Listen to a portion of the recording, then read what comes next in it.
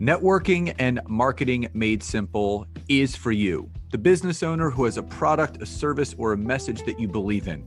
My name is Scott Aaron, and each week we'll take a behind-the-scenes look into the real-world marketing and networking tactics and strategies for getting what you have in front of you to a lot more people. Thanks for spending time with me, and now let's get started.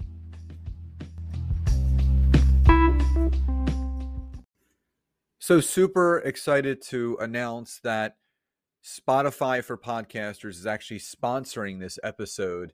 And if you've ever thought about having a podcast, Spotify has a platform that lets you create one, and it's super easy. And then you can actually distribute it everywhere you want for people to listen to and even earn money.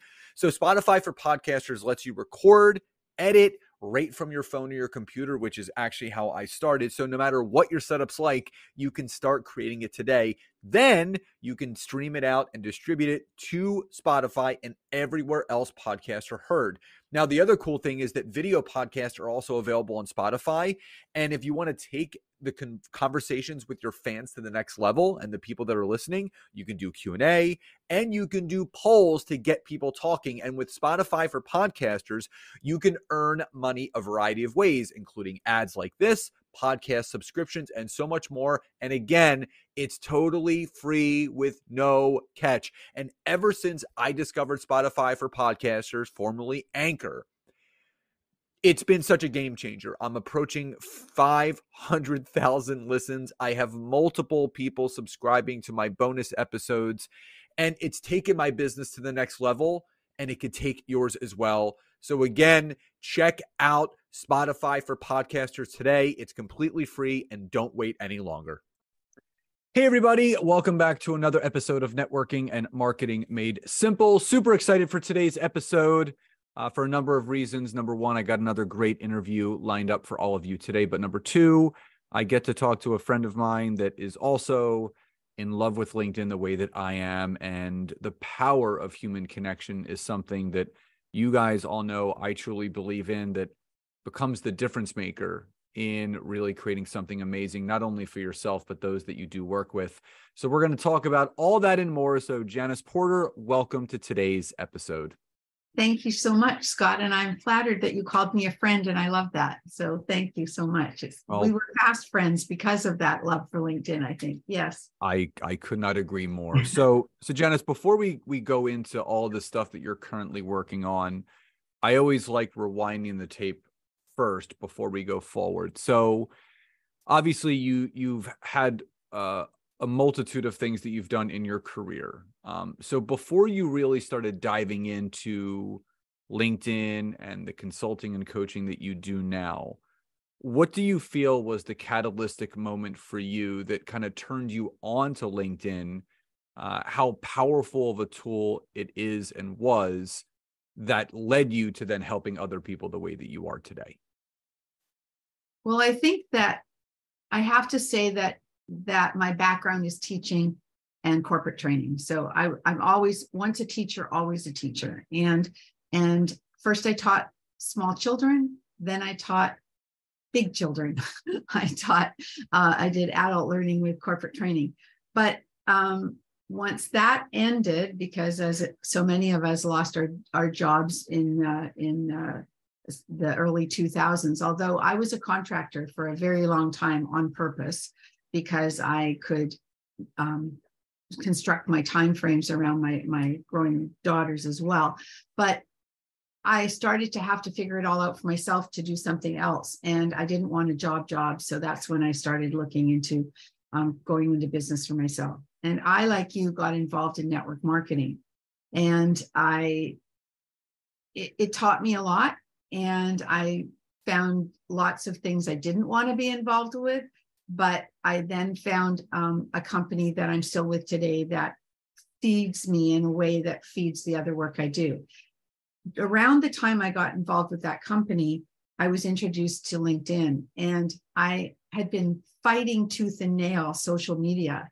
I just felt it was too personal. Didn't want to get, Facebook was the big thing then, and I didn't want to have my personal life all over the internet. maybe I was just a little over the edge age wise for that. I don't know, because it seemed to be easier for younger people to do it at the time.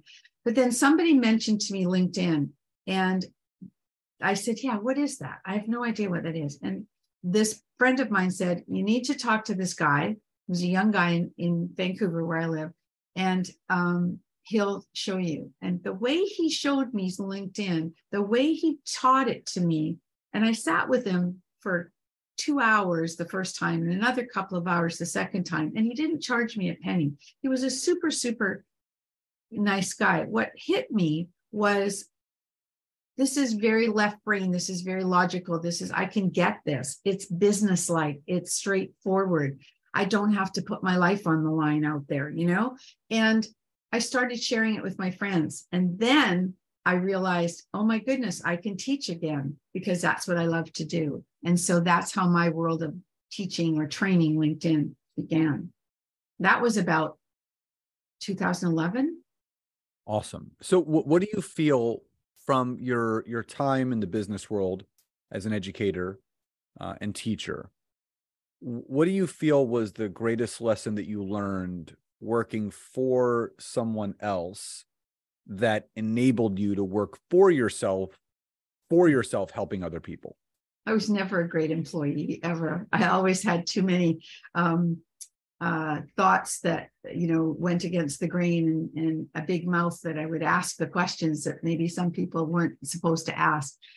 So that was always a frustration for me. But going out into the business world, I knew nothing about business, really. I had, I was sent to train corporate customers for 15, 16 years. They did the schedule at the office. We just went and did the training. I didn't have to find my own customers. So the biggest aha for me was, oh my God, what's marketing? I have to figure out how to find customers myself. So that was at the time when I began to network like crazy in person, right? And I could do that really well because I was an extrovert. I loved talking to people. I loved finding out about them. So for me, it was about building a network of people. I think I forget the question that you asked now. I got off on a tangent. Well, it was just, the biggest lesson that you learned working for someone else that enabled you to work for yourself. Yeah. So, I think I think this came from my father. It's not what you know, it's who you know. And it really was important to build an established network of people I could trust and people that could help me move along the way. And in doing that, finding referral partners, right? People that you let them know what you did and they would refer you because they knew they and trusted you. And so that was the biggest lesson for me. It's about being honest. It's about getting out there and talking to people. And it's about being a good listener. So I love what you said there, because we have 2 ears and 1 mouth for a reason, right? I read that in your book. Yeah. We need to listen more and talk less. Now, what do you feel, and there's a lot of things that you can probably say to this. What do you think is the number one misconception about LinkedIn that people think it may be? Well, I think for a long time it was that it was just for getting a job and for job seekers and for recruiters. And now I think people are beginning to come over in droves because of their dissatisfaction with Facebook and the algorithm there not working and to their favor. And they're also starting to see that it isn't just for job seekers. And so that was one thing. And the other was that it was very stuffy. It was very corporate, so to speak, which again, I don't think it is anymore. No, I agree. I think when people didn't really recognize that when Microsoft bought them out, that they really switched things over from more of a monster.com type of situation to a networking and connecting type of platform. And it's so underutilized. Now, I will say there's certain aspects of LinkedIn that are becoming saturated. And I actually had this conversation with Nancy the other day that people are seeing less and less responses to messages that are being sent, not to anyone's fault. So you may be following someone's strategy, whether it's Janice's strategy or my strategy, and you're doing it the right way. You're organically reaching out to people, you're being genuine and authentic, and you're seeing a very, very low response rate. And that's not to your fault. It's actually, the blame is put on the shoulders of those that are just spamming people all day long. The marketing companies that are telling people that, oh, we have an automation set up for you that you can do, which goes against the user agreement on LinkedIn. Right.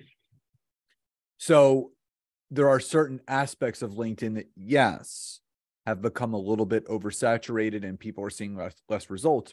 But what is still not saturated is the power of creating amazing connections with people that you are connected to on LinkedIn. But I really feel that from a societal standpoint, we still live in this instant gratification type of world where people just want a huge network right away on LinkedIn. They want a ton of people engaging in their content. What's your message to that person that may be starting to spend some time on LinkedIn, but they're not necessarily getting the traction that they thought they would get because of what people have told them? What's your message to that person that is thinking about saying, you know what, I'm done with LinkedIn. I'm just going to go back to Facebook and Instagram? I think I would ask them, first of all, how many people have you actually talked to this week that you met on LinkedIn? What are you doing to actually reach out and build new relationships? Because that instant gratification, it doesn't work. You have to engage. You have to be the person, because it's the other people that aren't. They're doing exactly what you're doing. They're pushing back. So you have to engage. It's like, I actually tell people that when you reach out to connect with somebody and you send, and I know this is one area I think we don't agree on, but I always encourage people to add a personalized note to a connection request. But either way, whether they add a note or they don't add a note, when the person accepts the connection request, probably 85% of them, maybe even 90% of them just accept it. They don't do anything else. So it's up to you to reach out. To go look at those connections, those new connections, and start a message to them. Show them you're interested. Do something to I guess enlighten them, to say, you're different than somebody, that they see that you're different than everybody else because you are showing an interest in them, and you actually read their profile because you made a comment on something in it to ask them a question. So it's not that I disagree with adding a note to a connection request. I just feel that there's better instances where it's better utilized. So I usually suggest for people, like, if you're going to add a note, state a connection point between you and that person. Maybe you read their book, or you listened to their podcast, or maybe you saw a LinkedIn Live that they did. Maybe you were referred to connect with them. Maybe you met them at a networking event. Because what's happening now is, like, people are getting deterred from accepting those connections with the notes, because you'll see, the blanketed, I'd like to add you to my professional network, or, hey, Scott, I thought it'd be great to connect, or knock, knock, who's there? Just kidding. Let's connect. So yeah, no. Okay. I get it. No, and I wasn't don't get me wrong. I know that there's reasons for what you do as well. And also, I think one of the things, if you're looking to find new connections in groups, you don't have a choice but to message them first, for example. So there's different things that afford different ways of reaching out. But I think the bottom line is still that you have to be the aggressor, so to speak. Yeah, the skies aren't going to open up and drop people into your lap. My wife always talks about that. Building a business is a contact sport. Like, I love it. Yeah. You have to connect with people. So for you, what's been the biggest game changer for you in leveraging LinkedIn? Because there's some people that will say, things that they changed on their profile, the content they produce, the messages. What's been the biggest needle mover for you, and what's helped you the most? Well, I believe in the money's in the mailbox. And so for me, it's been the connections that I have made and nurtured through conversations that start in the mailbox. They quickly move to a phone call or a Zoom call, and quite often turn into business. And so that's been the game changer for me, because I've gotten business from that method of using LinkedIn. I think what works for me is paying attention to the other person's profile, to looking for that connection point, whether it's that, we cheer for the same basketball team, or we both live on the West Coast, or whatever it is that I find in the depths of their profile that I can ask them about, has been a great conversation starter for me. Now, what is a feature of LinkedIn that you didn't initially utilize, but then kind of came around to it and you're like, wow, this is an incredible feature, this is an incredible tool, and everybody should be using this? Oh, now I've gone completely blank. I would probably say, I probably being able to, how can I say it, to work in that second level. So to be able to see the connections, somebody's connections. Your connections. Yeah. And being able to get to people through your connections. It's all about, for me, people. It's all about looking at, getting to new people through people. And also, I think a piece that, not a game changer so much, but something that people aren't always aware of. I do a lot of profile updates and working with people to optimize their profiles. And one of the biggest things that drives me crazy, I don't know if it does for you, because not everybody goes down so far, but they may have a pretty good profile, but then you get down near the bottom and you see that they have recommendations from 2011 or 2008, and it just kills everything because it's old information. It doesn't even relate to the job they're actually at right now or the business that they're in. And so for me, that's a piece that I think is now, I believe, the only social proof on LinkedIn anymore. I don't believe skills and endorsements are quite the same as they used to be, because they got misused for a while there.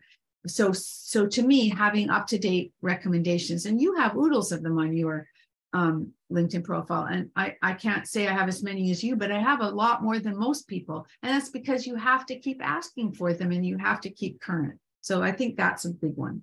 I love that. And it's you have to ask to GET, you have to ask in order to get.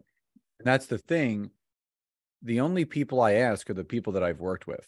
Yes. So when people see, to your point, like over 500 written recommendations on my LinkedIn profile, I mean, I've been doing this for 10 years. So it's not like I'm new to the game. I've worked with and helped thousands of people. And, and even the people that you worked with, they might not even write you one. I can't tell you how many outstanding requests I have for recommendations that my clients haven't written because either they haven't gotten around to it, or they ignored it, or they're not as active as they once were on the platform. And that's the thing. You can't really control what other people do. Now, to your point, that the second connections that you have, it's a great place to farm to turn into first connections. And for me, I would say something that I wasn't utilizing for the longest time, but I'm doing that more now, is all the things that creator mode allows you to do, not only with your profile, but all the creator tools. So the clickable link in your profile, the LinkedIn bell, LinkedIn Live, LinkedIn newsletters, all those things. I think people really just undervalue all of the tools and resources and capabilities that LinkedIn actually provides for people. And it's just an incredible place. I think people are still addicted to the social aspect of Facebook and Instagram. And that's fine, because I don't want the Facebookers and the Instagrammers spending time on LinkedIn. And you actually see a lot of people now trying to adopt the same personal branding strategies that they do on Facebook and Instagram and bringing it over to LinkedIn. And I unfollow all of those people because I don't want to see the 18 paragraph long drunkalog posts about your vulnerable moment and this, that, or the other. You have to understand, like, there's a place for that. And that is most likely Facebook and Instagram.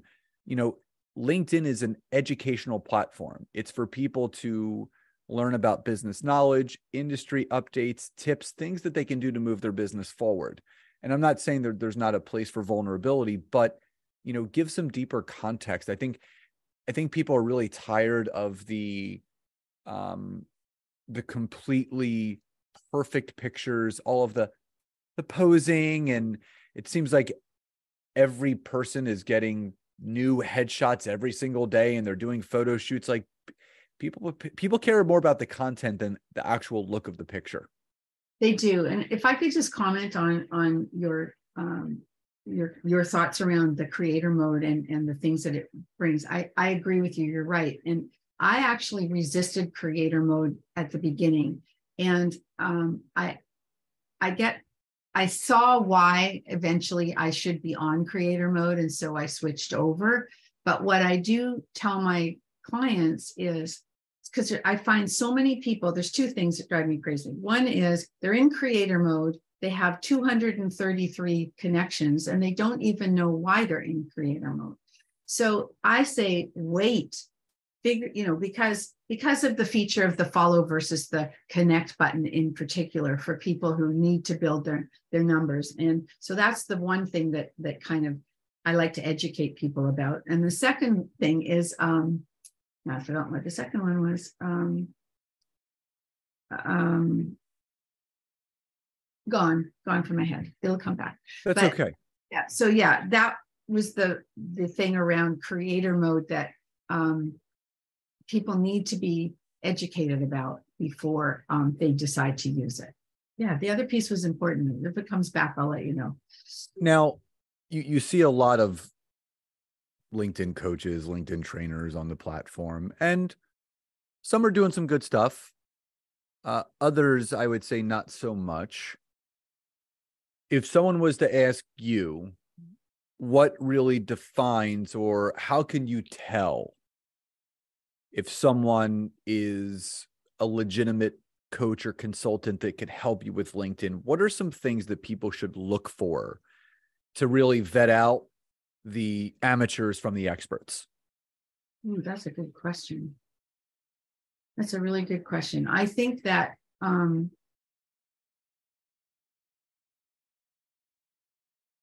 I don't know. I can only really speak for myself, I think, in that. Well, let me start it off. So for me, it's always about social proof and credibility. So going back to your point of the recommendations, something that I always stress to people is you want the words of others to speak so loudly that you don't have to speak loudly at all.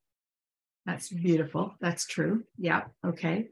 And I would also say, just to back that up, if you're going to teach LinkedIn, you should be practicing what you preach. Mm-hmm. So I see so many LinkedIn trainers that call themselves LinkedIn experts, this, that, or the other, yet they're not doing lives. Mm-hmm. They don't have a newsletter. Mm-hmm. They're barely posting. Mm-hmm. All they do, and when they do post, all they're doing is talking about their workshop and their product and their course and their membership and, their coaching and, buy it and hire me. Someone that's an expert doesn't need to sell. They're there to educate, to build those relationships. Okay, I agree with everything you just said. I do think that there are people who can teach and there are people who can't. And I think that's a big piece too. People call themselves coaches today, with the drop of a hat. I don't call myself a coach. I'm a trainer. And I'm a trainer because I've got that background in teaching. I have a degree in teaching. I know how to teach people. And so for me, it's about, I'm not looking to scale my business to the nth degree at this point in my life. And I'm not ashamed to say that. So I like to work one-on-one with people, and I like to make sure that I can take them from where they are to where they need to be. And whether that's starting with redoing their profile or whether their profile just needs tweaking, and then let's show you how to use LinkedIn to help you with your business. And so that's where I sit, and I'm quite happy doing that. And nothing makes me happier than working with a client that we can be creative together when we're building their profile. And I had that experience just this the end of last week, and it was amazing. I wasn't sure. This was somebody that heard me speak actually on that event that you and I did together. And he reached out. We booked a time to talk. We did some training together, and it was an amazing experience because I didn't know it would be, but it was, because he was so easy to work with. And that's my ideal, right? And he wrote me a recommendation. I hadn't even asked him. So there you go. That's awesome. So that's kind of fun. But yeah, you have to watch. You have to do your homework. You have to see whether somebody is practicing what they're preaching, for sure. Yeah. So before we wind down, and before I get to my final question, if anybody is intrigued or interested in what Janice has to offer or how they can connect with you to learn more, what's the best way for people to connect with you to find out all the services and the things that you have going on? The best way is to reach out at janiceporter.com. So Janice at janiceporter.com. There, all the information about me and my services is on my website. And also reach out on LinkedIn, of course, and say that you heard me on Scott's podcast and you want to talk. It'd be great. Awesome. There's a side to my business that is not LinkedIn training. It's about nurturing relationships through my other business that I'm affiliated with. And so I love to show people how they can stay connected with people in another way as well. So just so you know. Wonderful. So all the information about Janice and everything that she has to offer will be in the show notes of this episode, so you're not going to have to travel too far. So Janice, final question before we end today's amazing conversation. What does success truly mean to you? That I'm helping people improve their business and their communications with people through using LinkedIn, because I believe that LinkedIn is, as you said earlier, so underutilized. And it's because people don't take the time to see the power that it can have in their business. So for me, it's about working with people that I can give them some more tools to grow their business. Love that. No, I completely agree. And the sign of a great leader is when someone believes in the power of how they can help someone else instead of helping themselves. And again, it's just the law of reciprocation. The more that you do for others, the more that's going to come back onto you. So Janice, I just want to say thank you again so much for being here today and sharing all of your wisdoms and all of your helpful tips with my audience today. And I'm just truly grateful for your friendship and your connection and for the time that you gave my audience today. Thanks, Scott. It was a pleasure to be here. I felt honored to be asked, and I'm sure that your audience will again later after this airs, they're going to hear you on my podcast as well. So good to know. Well, very much looking forward to that and having them all hear that. So again, everyone, thank you so much for joining today's episode. As always, wherever you're listening to this to and from, please do not forget to head over to iTunes or Spotify, wherever you're listening, leave a rating and review. Let us know what you'd like to hear more of. And also don't forget, if you missed any of the emails, I am doing a 4-day free workshop from June 26th to June 29th. It is called Connections into Clients on LinkedIn. It's a 4-day workshop. I'll be teaching you all about how to do that. And the link to register for that will always be in the description of this episode, as well as all the information of how to connect with Janice. So everyone, please enjoy the rest of your days, and I'll talk to you next time.